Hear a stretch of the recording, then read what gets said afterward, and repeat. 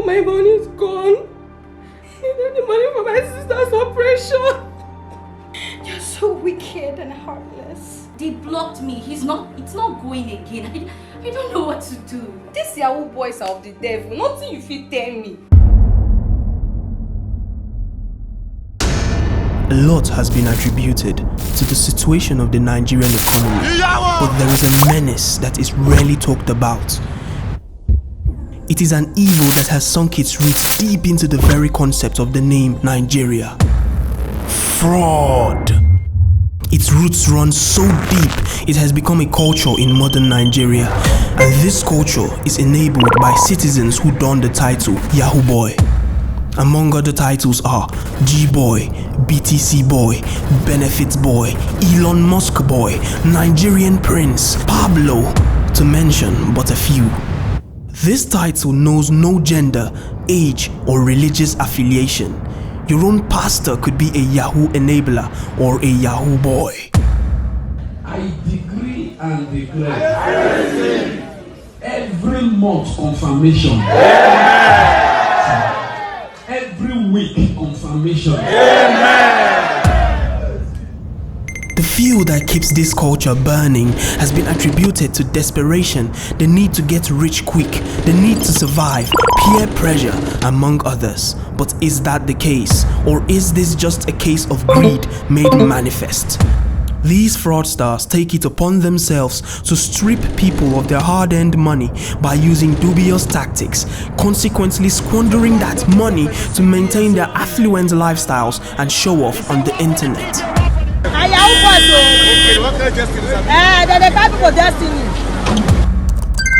The internet is their hunting grounds. The social media on the internet are rich with their prey, and their prey are as diverse as the numbers of naive people who fall for their get-rich-quick schemes.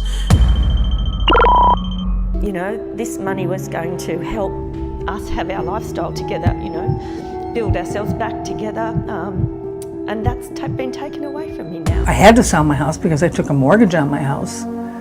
This is so totally out of character for me. I've got a very small family, and the family members that know her, it's like they can't comprehend it because it's so out of character for me. A percentage of these Yahoo Boys don't need naive victims to prey on. Be you who. They will successfully scam you because they operate with the backing of a much darker evil. This narrative would be incomplete if it does not cover those who venture into the dark world of voodoo, ritual killings, jazz, and other occultic practices, leaving dead or maimed bodies in their wake. How did this way of life successfully creep into Nigeria? What is the true motive of these Yahoo Boys? Who is the major prey? And why this predator?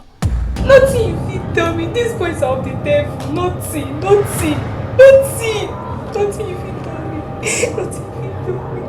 Questions present themselves, theories have emerged, stories remain memories in the broken hearts of victims, and the group of finalists from the Department of Communication Arts in the University of Uyo take to the dark unvisited corners of fraud in Uyo City to uncover the untold story of fraud in Nigeria.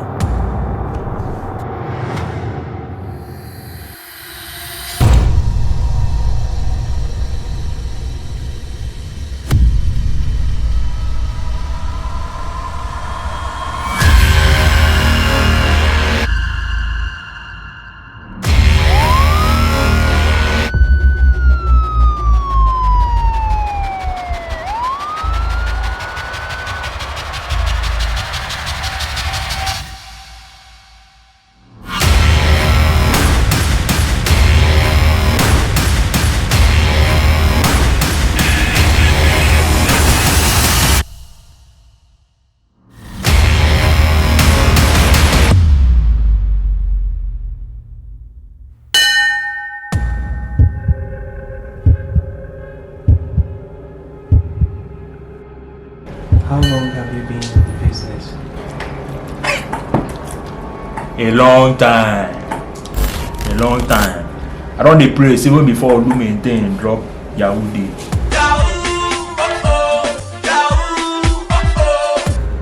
The roots of fraud can be traced back to a seed planted by a man in 1920 named P. Crenshaw, aka Professor of Wonders. Crenshaw wrote letters to the British colony in Ghana, telling them that he had magical powers for sale. Little did the British colony know, the only thing Crenshaw had was the intentions to defraud them of money. Eventually, in December 1921, he was charged by the police with 3 counts under various sections of the criminal code, including section 419. Get it? 419. It is reported by Newsweek 90 that Crenshaw's operation withered after his arrest, but a seed was planted. Over time, that seed was unknowingly nurtured by the notorious crime kingpins of the 70s like Anini and the postal mail fraudsters of the 90s.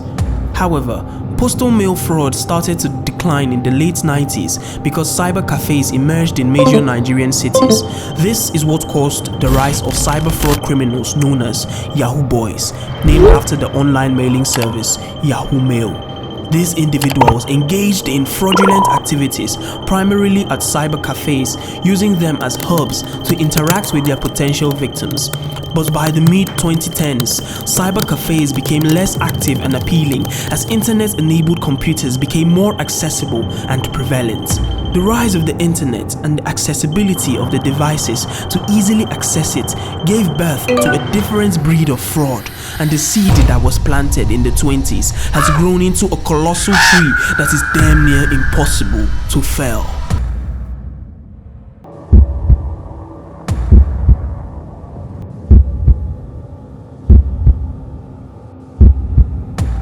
Help me clarify something. How much do you make in a week?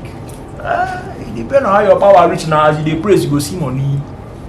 Like last week, I don't make like $2,000. If you check am, na better money be that. And you make this money from who? Clients dey now. Clients full web. You know the IG. Clients full web.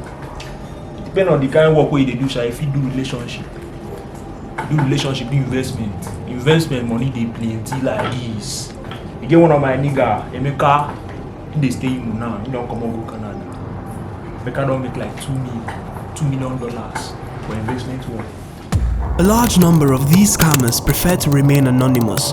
They see themselves as masters in the art of word seduction as they present compelling proposals to their unsuspecting victims.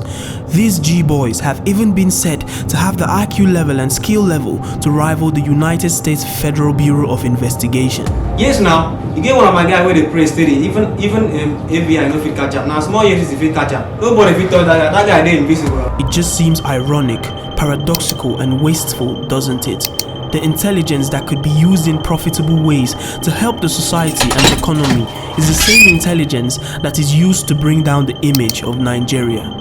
Case in point, Rahman Abbas, aka Hush Puppy, the leader of one of the record-breaking transactional money heists committed by a Nigerian youth. The FBI considers him as one of the world's most high-profile fraudsters whose cyber fraud cuts across a global level. His groundbreaking money heist cost victims millions of dollars. Another case to point is that of Hope Olusegun Aroke, a Malaysian-based Nigerian undergraduate fraudster who, while serving a 24 years jail term as the Kiriki Maximum Prison in Lagos, was able to carry out a mega scam of over $1 million. The EFCC found him to be the leader of an intricate web of internet fraudsters that traversed 2 continents. Now my G be that. Now my role model. I won't be like that guy. What do you mean by? Now my legend be that. I dey follow him footprints now. I'm a nigga.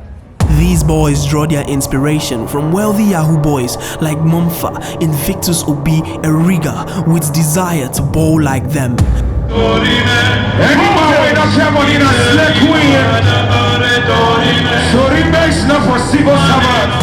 You must know, the narrative of Yahoo fraud in Nigeria is incomplete without making mention of its evil cousin, Yahoo Plus. So tell us about Yahoo Plus. You think me that guy talk? This Yahoo that we are talking about. This is not what you said before I go on the interview. I better carry your Bible and go. So what about you? You don't want to know. It is diabolic enough that these predators defraud people of their money. Still, some willingly venture into the dark world of occultic practices to facilitate their scamming process. They resort to the use of traditional charms and mystical powers to charm potential victims into their scams. Spiritual incantations that are done by the Yahoo Boys create some sort of spiritual magnetic field which causes people to fall into their traps without even knowing that they are doing so. These Yahoo Boys visit babalawos and other spiritual entities who tell them to do the unthinkable, and because their minds have been clouded with greed, they do it anyway. They then make use of personal effects like private undergarments, hair brushes, and other things that are collected from the unsuspecting public to get more powers. Hard to come by materials like eagle feather or red eggs are also requested. Our source revealed to us that most times these babalawos turn them into nocturnal animals as they go about in the cover of darkness, doing mind-blowing things like sleeping in the cemetery, sleeping with mentally unstable women, and other vile demonic things. This shocking revelation sent fear running down the spine of Group 5 Productions. I told you don't want to know. The most horrifying angle to this is that sometimes human lives are lost. In the wealth-searching process, most fetish priests ask for human body parts such as the breast, the vagina, hair, the eyes, and other body parts. Some of these body parts are also bought on the black market by the weak-minded Yahoo Boys who cannot stand to take lives but stand to buy them. What a paradox. The victims of these scammers are mostly the most vulnerable, like women and the elderly. These victims most times are gotten through kidnapping of strangers or even relatives and family members. In the case of Yahoo Plus, anyone could be a victim.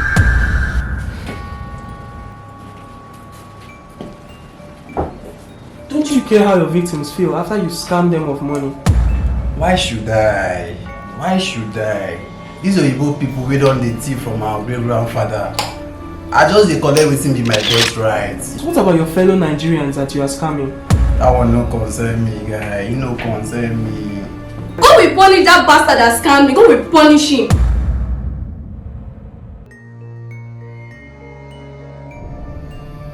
The victims of Yahoo Boys are not limited to a certain geographic area. Americans, Africans, Asians, Europeans are all liable to fall prey, even fellow citizens of Scamgeria. Once in every 10 people that we asked if they had ever been scammed had a story to tell.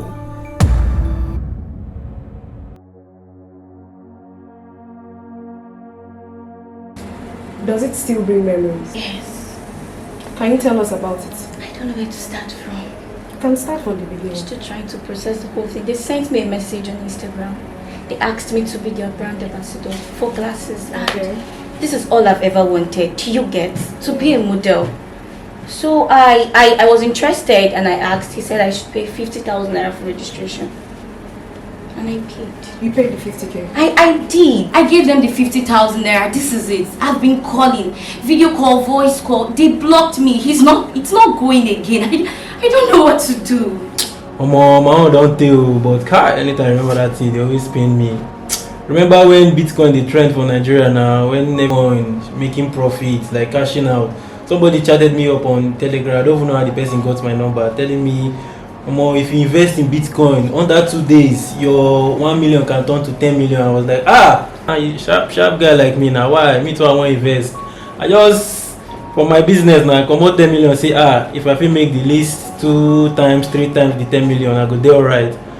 All of a sudden, after I send the guy money, the guy just dey follow me, say, okay now, you wait for coin don't deep, it don't high, it don't. I say, how my money take deep?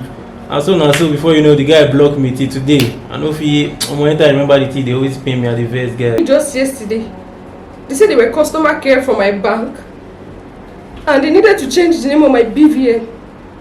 They asked me to call the numbers on my debit card and I did. And oh my God, it's gone. need the money for my sister's operation. I will never forget what happened to me just a few days ago.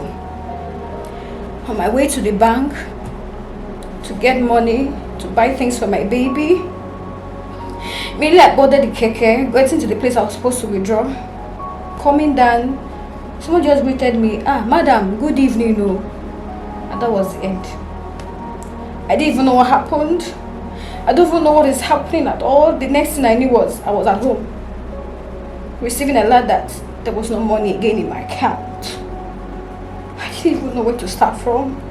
I didn't even know what to do. I don't even know what to tell my husband. I don't even know. Right now, cashless, no money. I've always wanted to study in Canada. So I saw an opportunity online and I was told to click the link. I clicked the link. They showed me all the opportunities and the proofs of people that are there. I went through it and I was asked to send 500,000 naira to process my visa and everything. I was so happy because this was a great opportunity for me. I sent everything to them and I was told that after a month, it would just take a month. After a month, I reached out to them and I wasn't getting any reply from them again. Currently, I dropped out of the program. My dreams, I've always wanted to study outside to further my dreams, but that dream has been jeopardized. I was coming back from church and I decided to get some cash since I had none. POS nearby. I decided to use the POS. The guy told me there was no service. I tried the first time with his POS and it didn't work. He got my card and did some stuff with it and exchanged the card. Thinking it was my card, I got this card and went back home. First day passed, second day and the third day, I started receiving debit alerts on my phone. Reaching the bank, they told me that it was from an internet gateway and they couldn't trace where the money was from. Until today, the money has not gone back to my phone and that was my school fees. So I had to suspend a semester in school because of the internet fraudsters. So how much were you scammed of? 1K, oh, it is my 1K. They scam me of 1,000 naira in this economy. But that's reasonable. Reasonable, okay? Go we punish that bastard that scammed me. Go we punish him. My 1,000 naira in this Nigerian economy. Go we punish that bastard that scammed me. Go we punish him. Go we punish him. Some victims of Yahoo Boys end up taking their lives. Some suffer unimaginable loss that drives them to take to social media and cry to get their money back. Not all victims recover from this loss. Once it started moving forward, I wanted to meet him. He was like, let's get this thing. I want everything out in the open. And then he had a trip he had to go to California. Like I've been responsible for trying to sort my life out now and it's just put me back in the biggest hole. The merits of internet service in Nigeria are significant. Unfortunately, it is disheartening to witness how this valuable innovation is now being used to cause daily disasters. Paradoxically, the victim that has suffered the most from this menace is Nigeria. Over the years, the country has gained a reputation among other nations as being one that is filled with scammers. And these scammers are often satirized as Nigerian prince. Some Hollywood productions even reference Nigeria being a scam nation. My name. Prince Admiral Stephen Mutumbe, Nigerian consul. Many websites even rank Nigeria as the top scamming country in the world. Nigeria also loses a lot of money due to internet fraud, with figures at a staggering estimate of 217 billion naira lost per year.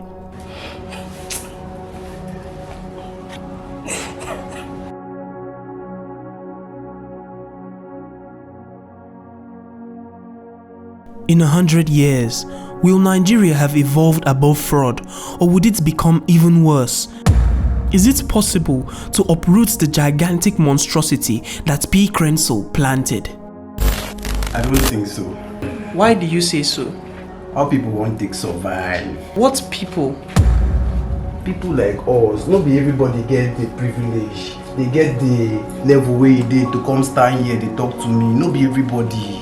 What people? People like me. People like you? What differs you from the rest of us? What differs you from the rest of the world? Hold on. Before you go, can you just give us a quote? One of those quotes you Yahoo Boys say. Omo, I don't get anything to tell you.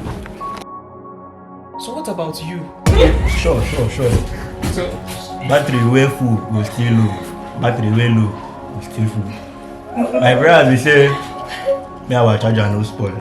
There are lots of narratives that struggle to justify fraud in Nigeria. Some say it is due to the fall in oil prices and increase in the rate of unemployment in the country.